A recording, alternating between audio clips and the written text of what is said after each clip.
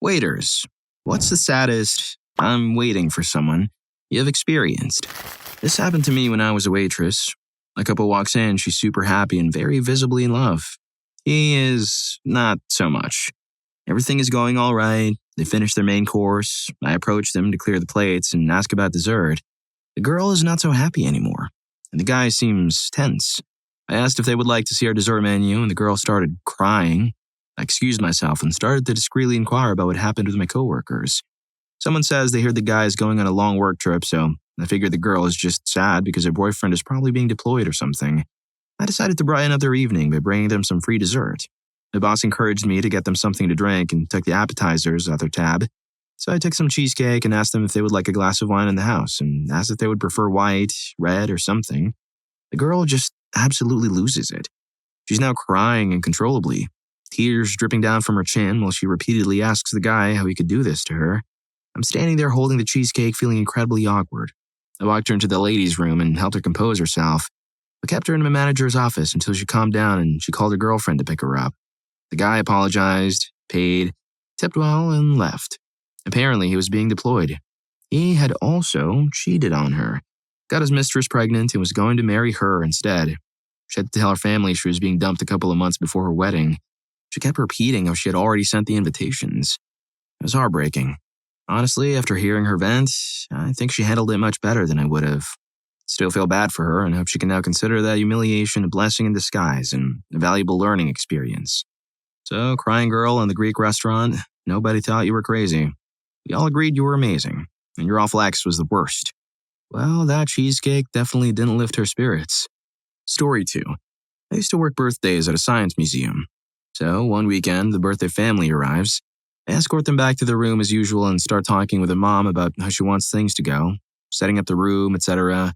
She mentions that they just moved here and her son doesn't have many friends yet. So they invited one cousin about their son's age and then just invited the kid's entire second grade, maybe, class to the party. An hour goes by and the little cousin has shown up, but nobody else. The little dude invited every kid in his class and not one of them showed up. Now, to be honest, the birthday boy himself didn't seem that concerned. He and his cousin were happily playing with each other the whole time. I just don't think he was really that warmed up to the kids in his class to begin with. But the mom was heartbroken. She'd set this party up for her son. Had bought a birthday package that included a private room, general admission for all guests, and me taking a dewar of liquid nitrogen to the room and making ice cream for the party. She had high hopes for this. Nobody showed. She was in tears. And she asked me to go out of the museum and just invite random kids into her son's birthday party, just so that there would be at least some other kids for him to play with. This is the part that I'll never forget. We found a half dozen kids who were interested in coming to the party, and the mom was very grateful to them. But word also got out to the staff, and the staff absolutely rallied around this kid. Other employees showed up to sing him happy birthday. Some staffers went to the gift shop to buy him gifts. One of my managers got the family vouchers for future admission. We have a mascot, a robot. We'll walk around and play with guests, and he showed up to the party with some gifts from our gift shop. I brought down the materials for making a couple of different types of homemade slime and made slime with the kids. One of my coworkers, one of the smartest and kindest people I've ever met, spoke with the mom about her son's interests and discovered the birthday boy is a fan of the Avengers. So he goes back to where we have a laser etcher on display and comes back with a wood burning that is a picture of the Avengers wishing the son happy birthday. By the end of the party, the mom was in tears again, but for a very different reason. A few days later, she sent us the sweetest letter about how much it all meant to her.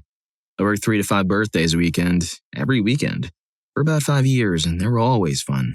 But that was the absolute best day of work I've ever had. Story 3. Was a customer rather than waitstaff, but this saddened me so much. My then boyfriend and I went to a popular local Indian restaurant, which is very small and cozy. You could easily bump arms with the next table over, and this meant you were often privy to other diners' conversation. A couple were seated next to us, and it was clear from their conversation that they had only recently started dating. He was an airline pilot, and she was a steward. They were in the city for a layover. At first, I was cringing a little at how effusive they were, and how they started talking about getting married despite clearly not knowing one another very well at all. But hey-ho, it's the honeymoon phase, so no judgment here. She then innocently mentions a coworker had recently texted her to ask how things were going between them. This was evidently a very big mistake. The guy's attitude just changed instantly. He started questioning her aggressively as to why this colleague had her number in the first place. She seemed to think he was joking initially and laughed. explaining, absolutely feasibly, that most of the in-flight staff had one another's numbers so they could discuss shift changes or swaps, etc. He went quiet for a while, and she tried in vain to keep things cheerful. He then straight up called her a girl and demanded to know if she had ever kissed this coworker. The entire restaurant could hear this, and we were all mortified. I wish now that I'd spoken up on her behalf, that being British and too afraid of being impolite, I kept my mouth shut. The guy proceeded to scream at her, then got up and left the restaurant, leaving her in tears. He left shortly thereafter. My boyfriend and I left as well and stumbled across her leaning against the wall outside, just breaking her heart over this guy. I approached and gave her a hug, told her that I had overheard the whole thing and that she had done nothing wrong. I was quite stern at this point and told her this guy was a misogynistic schmuck and she deserved better. If this was how he was behaving now, what would he be like once the honeymoon phase was well and truly over? Eventually, she asked us to call her a taxi as she needed to find her way back to their hotel. I was so worried about this guy that I offered her a spare room in my own flat. But she insisted she needed to get back to their hotel and speak to him. I hope she left him. Poor girl. Story 4. Ugh, this one was tough. I worked at a pretty fancy steakhouse in town, and we had a private dining room that could set up to 32 at a single long table. To book the room, we charged a $1,500 deposit, which we then used to cover part of the bill. It was a deposit, not a room change. Anyways, this girl books it for 26 people, puts the deposit on her card.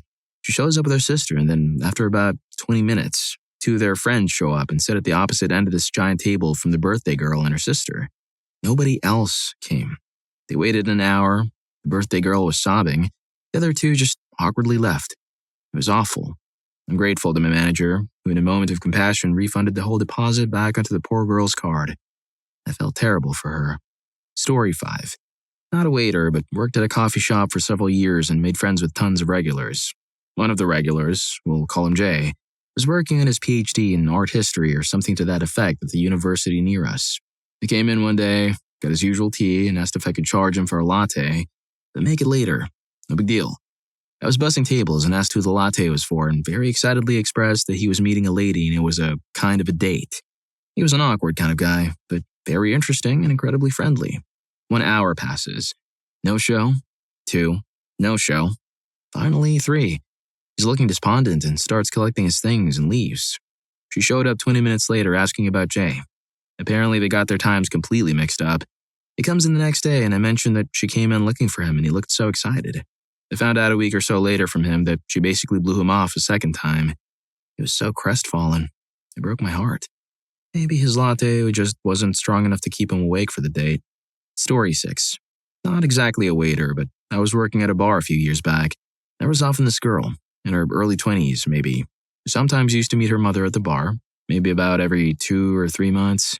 The thing is, more often than not, the mother either came extremely late, 1 or 2 hours at least, or didn't come at all. When she did come, there was often a huge tension between the two. It was obvious that they had some unresolved issues. Watching the girl wait for hours, even if it was clear that the mother wouldn't come that day, always broke my heart. As a bartender, and since she was a regular, I tried my best to engage in conversation with her to distract her a little, but there's only so much you can do. Fun fact, years after I stopped working at that bar, I met her at a random party and we had a great evening or night together. She told me that she broke up with her mother, though. Story 7. Years ago, when I was bartending, a man showed up in the early afternoon and told me that he was waiting on someone. When I asked, he told me that it was his ex-wife and that they were celebrating that day. Now, that was something that I wasn't about to dig into, so I just went on with my work, but when she arrived, they seemed remarkably friendly with each other and started ordering the works. Steaks, expensive drinks, appetizers they only took a bite or two of, and multiple desserts. Towards the end of the meal, while chatting with the two of them, I made the mistake of asking what they were celebrating. They told me that it was the birthday of their son who passed away. And every year, they got together, despite their divorce, to celebrate him, order all his favorite food and drink all his favorite drinks. They got a bit misty-eyed, but it seemed like a therapeutic experience for them. I, on the other hand, had to take 5 in the walk-in freezer to have a little cry afterwards. Story 8. Not a waiter, but a patron at the restaurant. My girlfriend had taken me out to this local niche-type restaurant, one of the ones that was the type where you could get vintage old games and stuff to play while you got your food. As we got in and seated, a young man around my age at the time, think 18 to 20-ish, came in holding a nice bunch of flowers. He was dressed really nicely with his hair done up and everything. He It clearly took him a lot of preparation. So my girlfriend and I ordered and talked and enjoyed the evening. We realized that this guy was still alone. After an hour, we had our food and were eating, but he was still sitting there drinking a soda and checking his phone. Then the door, then his phone, every 5 minutes.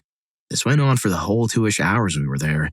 It became obvious by his increasing anxiety and glum look that he must have known he was stood up, but either he couldn't accept it yet or was still desperately holding out hope. My girlfriend and I felt so bad for him that when we paid our bill, we gave the waitress extra money to send him a cheesecake. The waitress ended up giving him a double portion of cheesecake because she felt bad as well. To this day, it still sticks with me, seeing that poor kid go through that. And it boggles my mind because the guy wasn't bad-looking. There wasn't anything apparently wrong with him. Not that it would justify it if there was.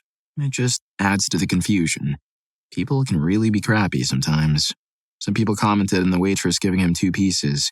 I meant it more in the sense that she gave him a double portion, not 2 separate servings to rub it in. I apologize for not clarifying that. Story 9. I was the sad schmuck on December 23rd, 2019. I'd set up a date with an amazing girl from Tinder. We had a lot in common. Very attractive, and she lived close by.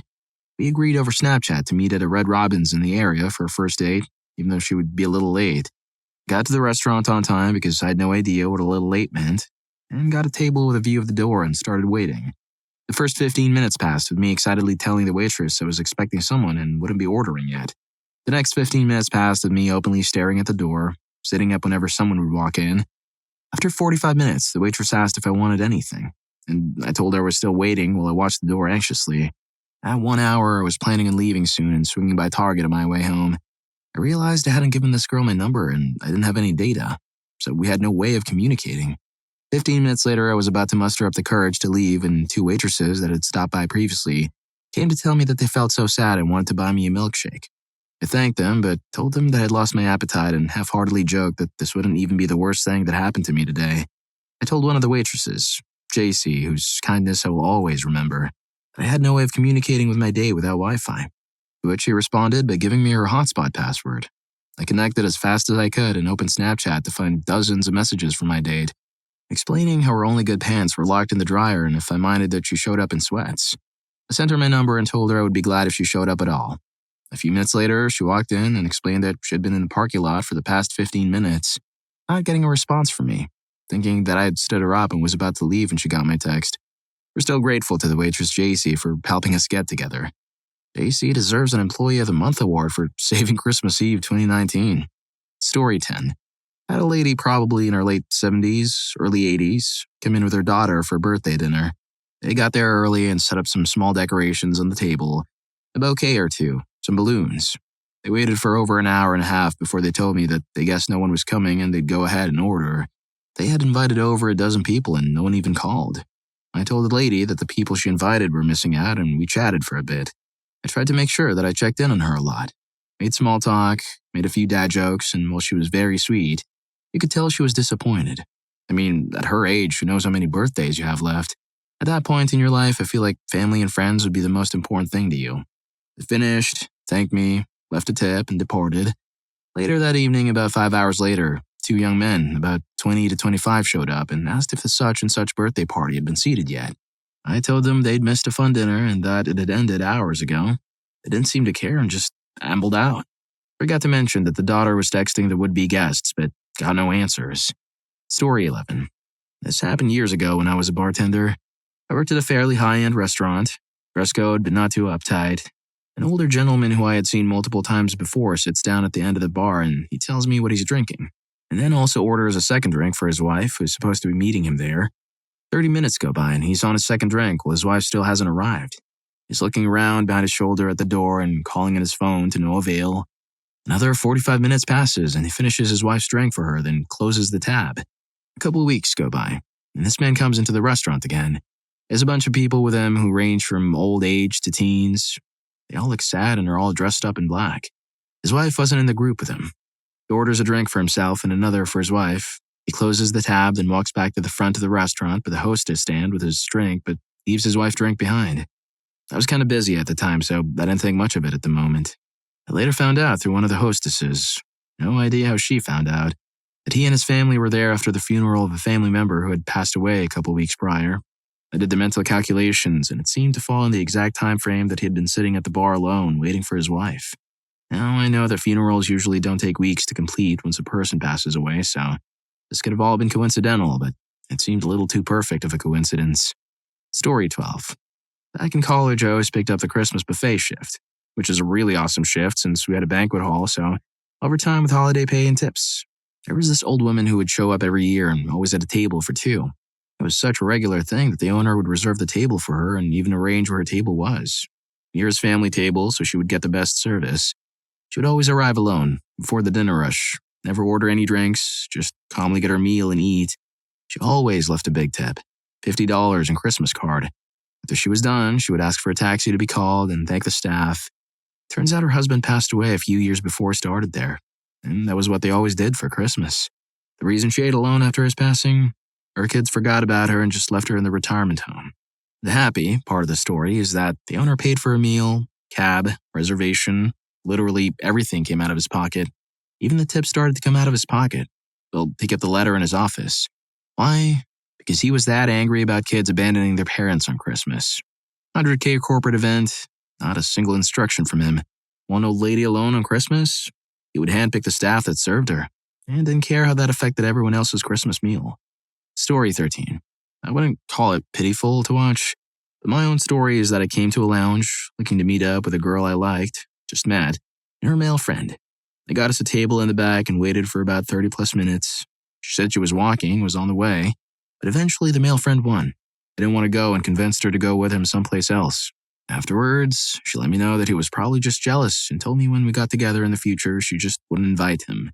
We ended up hanging out several times after that. Looking back at our interactions, it seemed like she likes the attention but feels bad sometimes when it gets out of hand and hurts someone else. Don't know if she just pities me or if she was genuine. A lot more has happened since. Don't think I'll respond the next time she texts me. I just need to let it go. Story 14. Not someone, but something. This happened about 2 months ago, so it was during lockdown. Everyone had to wear masks, have the temperature checked to be allowed in the restaurant. I was appointed as the guy who was in charge of being the host, where I make sure they have their temperature checked and then assign them a seat. And I came across a girl who was clearly not a local. She was really cute and shy, spoke in a really soft tone, checked her temperature, got her a seat, served her food when it was ready, and that was it. Since this wasn't during peak hours, I always glance around the whole area to see if customers are done eating and ready to have their table cleaned, or see if any customers needed some assistance with anything. Then I noticed the girl had already finished her food for over 20 to 30 minutes or so, was just sitting there, seemingly waiting for something. I didn't approach her because I didn't want to come across as a busybody, so I just continued on with my work. Then she finally left, and I went over to her table to clean it up. I noticed she left a note that she wrote on the napkin. It went, "Thanks for the food. It was really delicious. But why wasn't my ice cream offered to me?" Also, the boy, referring to me, was really polite. For context, whenever a customer orders an ice cream from us, they have to self-collect at the counter with their receipt. This is a standard for us because they want the customers to finish their food first before preparing their dessert, as most people won't eat the main dish with the dessert. But unfortunately, our managers never made it a duty to let the customers know about it, so I always have people asking where their ice cream is. I felt so incredibly bad that I took the napkin to my colleagues managing the counter to read it, and that girl was stuck in my mind for the rest of the day, knowing that she didn't get her ice cream because she was shy and didn't want to make it seem like she was complaining that she didn't get her ice cream. So she sat in silence waiting to have her ice cream served, but ultimately left. If you were enjoying the video, don't forget to hit that subscribe and like button for more videos like this. Story 15. I've seen multiple situations similar to these that were sad. When working in the restaurant industry, I saw two that stick out in my mind. A woman came in by herself on Mother's Day. Mother's Day is ridiculously busy, and most people do not go out to eat alone on Mother's Day. The server took her order, gave her food, and took care of her normally, as you would in any other day. After the woman was done with her food, she kept ordering mimosas and nursing each one slowly. The woman stayed for about 3 hours. At some point in time, the manager came over and asked the lady how everything was, and the lady started telling the manager about her life. Apparently, the woman had lost her child the year before, and she had no other children and no husband. She had no family, and she went to the restaurant where her son always took her out on Mother's Day. She said she usually didn't come to the restaurant anymore because it reminded her of her son. It felt like she could come today because that's what he would have wanted. The woman stayed for a little longer and tipped the server like $40 or $50. It was pretty sad. One time, There was this older guy in his 50s who came in very early in the afternoon and talked to the manager. He explained that he was having a date tonight and wanted to make sure everything went perfectly. He got food and wine suggestions and asked the manager for the best seat and so on. He showed up around 7:45 p.m. and seemed super nervous and excited. Apparently, his date was supposed to show up at 8 p.m. Around 8:15 p.m., he started coming back up to the front of the restaurant and even took a couple of looks outside, trying to see if he could find this woman. By 9 p.m., she had not shown up. Around 9:30 p.m., the manager went over to talk to him and let him know that we would be closed in about 30 minutes. The guy was completely broken. It looked like he was going to cry. The manager talked to him some more, and I don't remember everything, but it sounded like he had been scammed online and had given this woman the money to come visit him, and he had never met her before. I've also been at a table where something really sad happened. This was a time when most people did not have cell phones. One of my friends was having a birthday party and had invited about 20 people in my space and in person. I was able to go, and so was my girlfriend. When we got there, it was the birthday girl and her husband and one other couple. It was a nicer restaurant in a town about 15 minutes away. We showed up about 5 minutes before everyone was supposed to be there, and they'd reserved one of the party rooms at the restaurant. I really liked the restaurant, and so did my girlfriend. We were kind of excited because I usually wasn't able to make events like this due to my work schedule. After about 30 minutes, it became apparent that not everyone was going to show. After about 45 minutes, it became apparent that it was just going to be the 6 of us at this woman's birthday. The husband was doing damage control and making excuses why people might not have been able to make it. It was awkward as hell. I was suffering secondhand embarrassment for this person. My girlfriend just engaged the birthday girl in conversation and tried to keep everyone upbeat. The husband of the birthday girl kept using the restaurant's phone to make calls. After an hour, the mom of the birthday girl and some other relatives showed up. It was painfully obvious that they had not been originally invited. It was awkward, and I felt bad for her. I stayed somewhat friends with that couple, and I don't think they ever did another birthday at a restaurant. I think at the time it was a combination of people saying they might go, but nobody wanted to actually commit. Without everyone having a cell phone, it was also hard to instantly reach these people to get confirmation. The restaurant was also a little pricier and also a little bit of a drive. She may have put off some of her friends because most of us were young and mostly broke. It is because of this incident that I will never commit to going somewhere unless I know that I can go. And if I ever have to bail, I make sure to make up for it as quickly as possible. Story 16. This older lady, looked about 65, came in every day and sat at the same booth and ordered the same thing, lemonade. It was always well-dressed in the same outfit and had immaculate makeup. I would ask her what she wanted to eat. She would always reply with a big, bright smile, "Not yet. I'm waiting for another guest." At the end of the night, she would be so sad. She would stuff her napkin in her cup and get up and leave. Her makeup would be streaming down her face with great racking sobs. She would never tell me what was wrong, no matter how I asked. One day she came in and stayed till after closing. In walks a tall man dressed like a farmhand. It was dirty and smelled of horses. He walked over to the lady and gently picked her up. Then he carried her to his truck and settled her in. He came back in to pay for her lemonade and asked him why she was so sad every time she left. She had Alzheimer's. She was waiting on the man's grandfather in a 30th anniversary. He never made it. He got into a car accident and passed away. She was still mourning the loss of her beloved husband 25 years later. She was 49 when he passed. When I met her, she was 74. It hurts every time, just knowing that she relived that pain every day. I hope that she's found peace again in the arms of her beloved husband. Story 17. Server here. As many stories have said, a mom made a reservation for 20, I believe, for a kid's birthday. The mom arrived an hour early and we gave her the entire back section so she could decorate it however she wanted. She did a lot. Like, she really went all out for her kid, which me and my coworkers thought was the sweetest thing ever. Come party time at 2 p.m. and no one comes. More time goes by, nothing. By 30 p.m., nothing. The mom waits until 4 p.m. and comes to us crying that no one showed up. Obviously heartbroken, my manager says to them, "You guys order as much as you want, and we will make you the biggest birthday dessert for your son." They had a giant feast. And while they were doing this, me and my coworkers made him a custom birthday card with all our names on it. We had an artist who worked there, so she drew him a bunch of Disney things in the card and laminated it. The most interesting part about this happened after with me. The kid was kind of quiet, and he had a Switch that his mom gave to him as a present.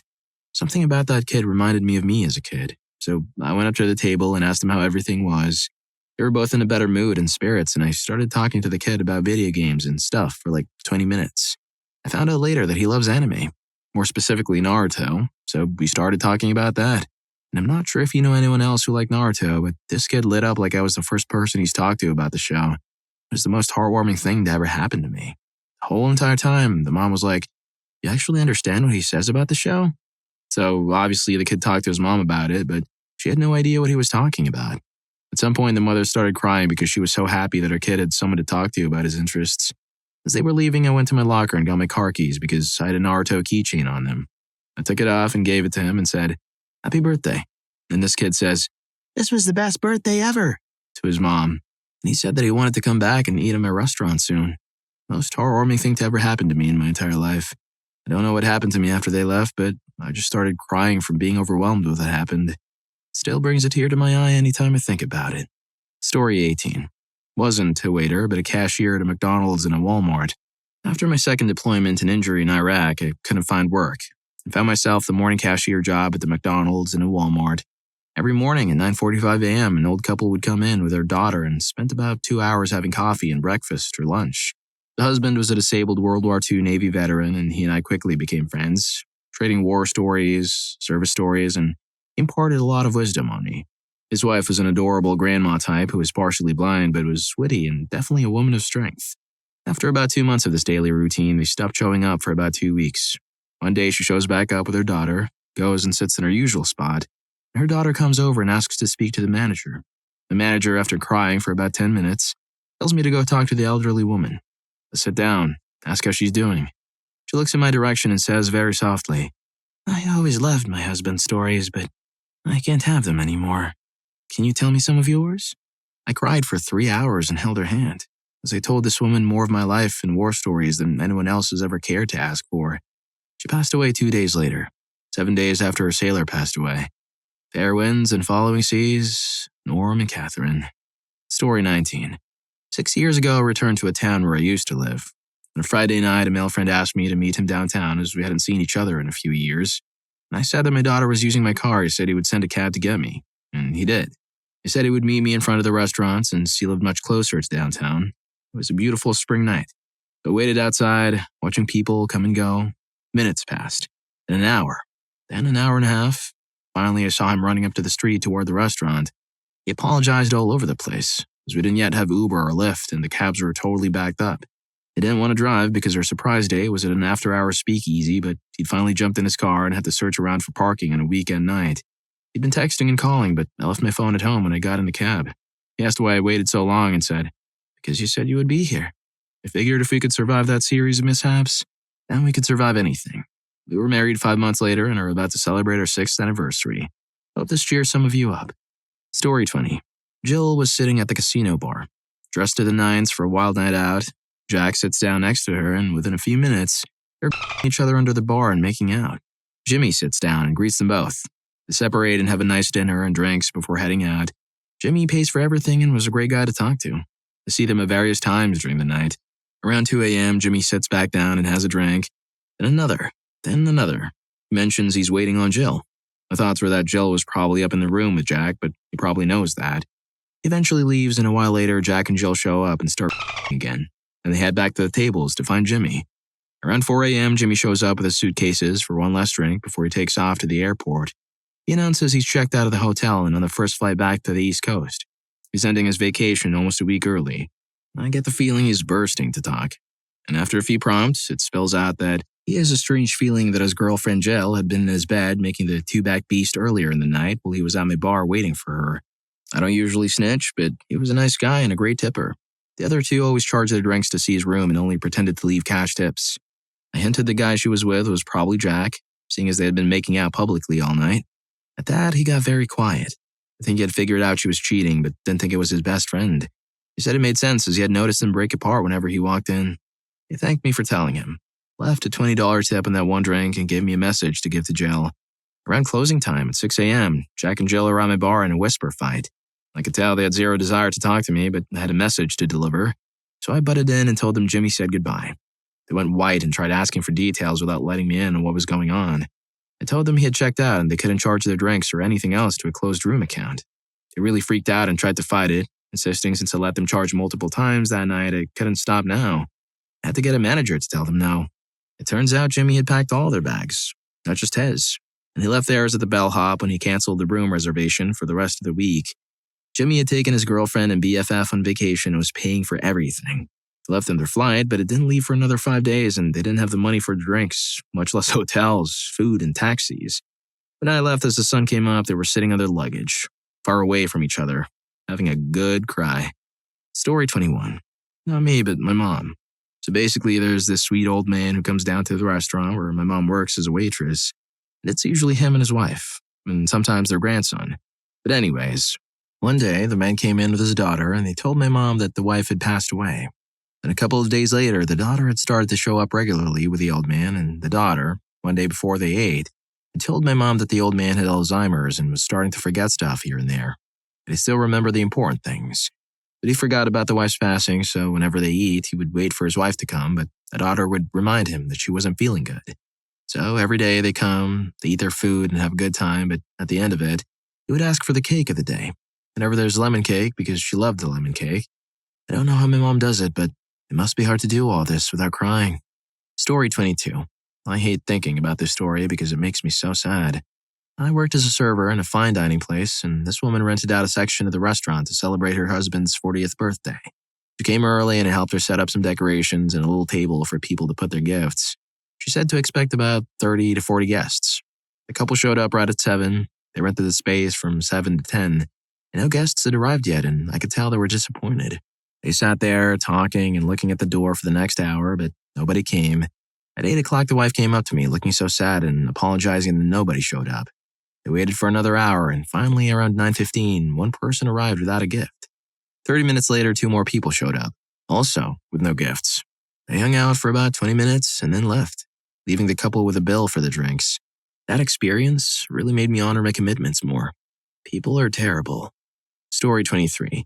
One night, about 8 years ago, an older gentleman sat at my table in a nice restaurant I used to work at. He was obviously nervous. He had flowers and ordered a drink. My second time going to the table, he informed me that he was going to propose that night. There, at the table. I congratulated him and even told the staff what was happening, so we were all expecting it and had champagne prepared. His date arrived about 20 minutes after him. They drank and seemed to be having a good time. I went over to see if they needed anything, and he said to her, "I've told this young man why I brought you here tonight." She looked confused as he got up from his chair and down on one knee. He never pulled out a ring and nonetheless said, her name, "I love you, and I want to spend the rest of my life with you. Will you please marry me?" Emphasis on please. She looked heartbroken. I felt it within myself. I was so confused. Even if she was going to say no, the reaction she had wasn't a yes or no reaction. On the verge of tears, she asked the man to get up. He did and sat back in his chair looking confused. She grabbed his hand across the table and held it as she said, his name, "Honey, we've been married for X years. It's me. It's okay." I don't recall how long they'd been married, but it was decades. As I said, they were older. She apologized to me, relentlessly. I felt terrible. She explained that this had been happening for quite some time due to the man suffering from some sort of mental decline. Looking back, I probably didn't handle the situation as smoothly as it could have. I was polite. I guess I just didn't know how to react. I was young and shocked. I think about the couple quite often. Although the man was suffering, he'd found himself in a loop of his deepest desire, to spend the rest of his days with a person he loved more than anything else in this world. I obviously don't desire this man's condition, but the longing he had for his partner exceeded admirable. I'll never forget it. I hope they're well and happy. Well, if you like these stories, here's more. YouTube thinks you're going to love this. Catch you in that video.